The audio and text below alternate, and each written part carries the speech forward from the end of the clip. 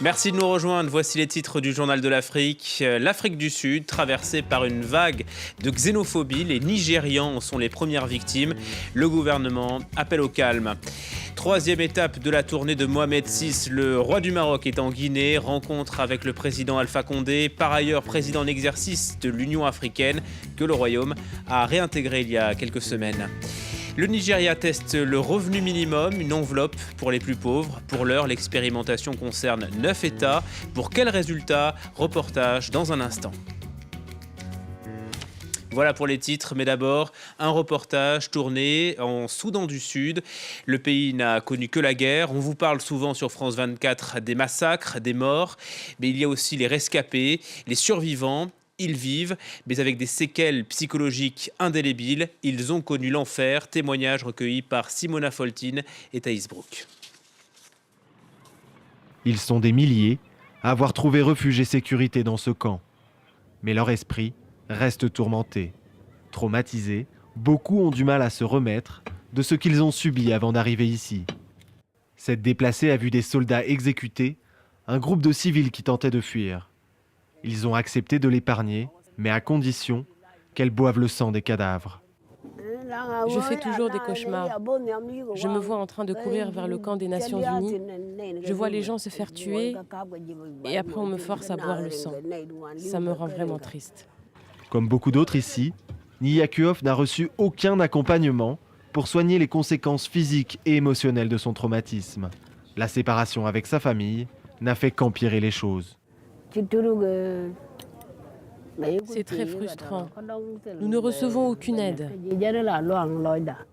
Les humanitaires ont pris conscience des conséquences de cette violente guerre civile sur la santé mentale des populations. Certains tirent la sonnette d'alarme lors d'ateliers comme celui-ci. Mais, alors que le conflit fait toujours rage, le chemin vers la guérison est encore long. Nous sommes toujours à l'intérieur de ce camp. Les gens ne peuvent pas en sortir car ils craignent pour leur vie. Il n'y a aucun endroit où ils peuvent aller pour se changer les idées. Ça renforce encore leur traumatisme. Il n'y a pas d'espoir. Les enfants aussi sont affectés. Beaucoup montrent des signes d'agressivité. En cause, le traumatisme et la souffrance liés à un deuil. Il y a tant d'enfants qui ont perdu leur mère et leur famille. Lorsque quelqu'un vient leur parler, ils réagissent violemment. Pour ces enfants, la pratique du sport est un moyen d'oublier, ne serait-ce que pendant quelques heures. Mais cela ne remplace pas un suivi psychiatrique. Alors que la crise humanitaire s'aggrave, les programmes de santé mentale ont toutes les chances de ne pas être prioritaires. L'Afrique du Sud est-elle en train de renouer avec ses vieux démons? Des dizaines de magasins d'étrangers brûlés, des messages haineux, les immigrés sont pris à partie, les Nigérians sont les premiers visés. Abuja réagit. Nicolas Germain. Après une vague de violence contre des Nigérians, le gouvernement sud-africain a appelé au calme à la veille d'une manifestation anti-migrants à Pretoria. Je demande à tous les Sud-Africains d'éviter les propos et les actions xénophobes. Mais le ministre de l'Intérieur s'est aussi adressé aux immigrés. Un immigré qui agit de manière criminelle met en danger tous les immigrés, car dans un pays étranger, ils sont naturellement vulnérables. Les tensions sont vives entre les deux géants économiques du continent. Mercredi, le Nigeria a convoqué l'ambassadeur sud-africain. Nous entendons des choses vraiment inquiétantes.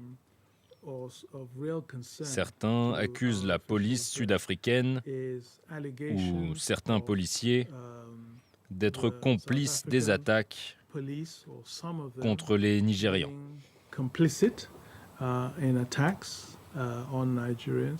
Dans les rues d'Abuja, les Nigérians ne cachent pas leur colère. Il y a des Sud-Africains ici. On ne les attaque pas. Rien ne leur arrive. Pourquoi ils nous attaquent là-bas? C'est quoi ces relations internationales? Ils laissent une très mauvaise impression ici. Les attaques ont lieu dans un contexte de fort chômage en Afrique du Sud. Elles ravivent des souvenirs douloureux. Des violences anti-immigrés ont déjà eu lieu il y a 2 ans et surtout en 2008, lorsque 67 personnes ont trouvé la mort. L'opération séduction de Mohamed VI, le souverain marocain poursuit sa tournée africaine. Petit couac hier, le roi a annulé son déplacement au Mali sans que l'on sache officiellement pourquoi. Il était en tout cas bel et bien en Guinée ce jeudi, comme l'a constaté Sarah Sacco sur place. Cette visite du roi Mohamed VI en Guinée revêt d'abord un aspect symbolique. Le Maroc a en effet rejoint l'Union africaine fin janvier après plus de 30 ans de rupture. Et c'est justement le président guinéen Alpha Condé qui est à la tête pour un an de l'institution panafricaine. Mais au-delà de cet aspect symbolique, eh bien, cette visite est aussi économique. La coopération entre la Guinée et le Maroc, elle, ne date pas d'hier. Il existe de nombreux accords de nature différente. Le Maroc investit notamment dans l'agriculture ici, ou encore la formation. Et d'ailleurs, plusieurs signatures d'accords, de conventions sont au programme. En tout cas, les investisseurs privés de la Guinée se réjouissent de cette nouvelle visite marocaine. Depuis 2014, on a signé 57 accords pour un montant global de 342 millions de dollars. C'est le raffermissement de tout ce qui a été commencé avec le Maroc, et particulièrement dans les secteurs comme l'agriculture, où le Maroc a un véritable savoir-faire qu'il a partagé avec la Guinée. Et il y a certaines choses qui ont été signées depuis 2014 qui ont été mises en œuvre, donc c'est la continuation de cela. À côté de la signature de ces accords de coopération, il est prévu que le roi Mohamed VI participe demain vendredi à la grande prière aux côtés du président guinéen Alpha Condé. Il visitera également un certain nombre d'infrastructures dans la capitale guinéenne, notamment un débarcadère de pêche et un centre de formation. Dans l'actualité également, le Niger, victime d'une attaque terroriste hier soir dans la région de Tillabéri, c'est près de la frontière avec le Mali. C'est un poste militaire qui a été visé, 15 soldats tués, 19 blessés. Pas de revendication pour l'instant, mais le groupe État islamique est pointé du doigt. Les terroristes ont fui visiblement en direction du Mali. Le Mali justement, où les premières patrouilles mixtes ont été lancées à Gao. Elles sont composées de soldats, de combattants pro-Bamako et de l'ancienne rébellion. Un symbole de réconciliation, maintes fois reporté et salué de toutes parts. Au Nigeria, c'était une promesse de campagne du président Buhari. Elle est enfin mise en œuvre. Le versement chaque mois de 5 000 naira aux plus pauvres, un coup de pouce de 15 € environ. Il permet à des centaines de milliers de familles de s'en sortir. Reportage de Moïse Gomis. Moins d'1 euro par jour pour exister. C'est la réalité de nombreux habitants de ce quartier d'Adavi. Alimatou Ahmed survit ici avec sa famille. Depuis son enfance, elle confectionne des pagnes traditionnelles. Jusque-là, Alimatou louait ses bras sans aucune marge. Bientôt, avec le revenu minimum, cette Isrande espère se lancer à son compte. Avec cet argent, je pourrais m'acheter des bobines de fil pour travailler et je pourrais aussi former mes enfants comme je l'ai été. Je pourrais aussi les inscrire à l'école. Ma mère m'a élevée seule, j'étais fille unique et toute ma vie j'ai souffert car je n'ai jamais eu de moyens. Comme Alimatou, près de 11 000 personnes dans l'état de Kogi vont bénéficier de cette allocation. Leur identification s'est faite par les habitants du territoire. Les futurs allocataires sont alors recensés comme sur cette place, puis ils sont inscrits sur une base de données. Ils reçoivent ainsi un numéro d'identité bancaire. Le numéro obtenu, ils peuvent ouvrir un compte. Dans les prochaines semaines, un SMS confirmera le versement effectif du revenu minimum. J'espère beaucoup de cet argent, notamment prendre soin de ma famille. Comme vous me voyez là, je suis invalide, je suis chômeur depuis que j'ai eu en 2014 un accident de moto.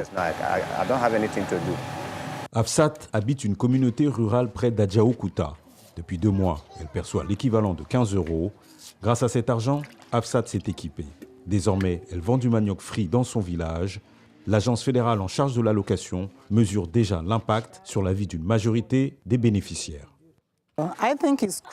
C'est essentiel de mettre en place ce programme en ce moment. Il y a une montée de la pauvreté, amplifiée par le changement climatique. Et vous savez, les Nigérians sont en majorité des agriculteurs.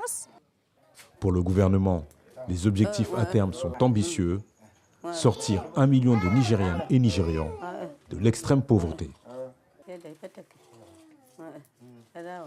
Dans le reste de l'actualité africaine, un pas important d'abord contre la corruption.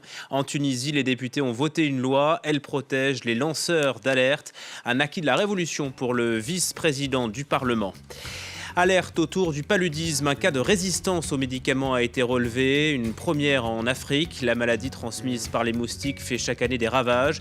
Plus de 400 000 morts dans le monde en 2015, notamment en Afrique subsaharienne. Dérapage sur Twitter, le sénateur Pierre Charon évoque le génocide rwandais pour réagir à l'alliance Bayrou-Macron. Quand les Hutus rejoignent les Tutsis, écrit le sarkozyste, avalanche de critiques sur les réseaux sociaux. Le génocide des Tutsis au Rwanda avait fait 800 000 morts d'après l'ONU. Le procès d'Ahmed Abba, une nouvelle fois reporté. Ses avocats souhaitent examiner le rapport d'expertise fourni par l'accusation. Notre confrère d'RFI est accusé de complicité d'actes de terrorisme.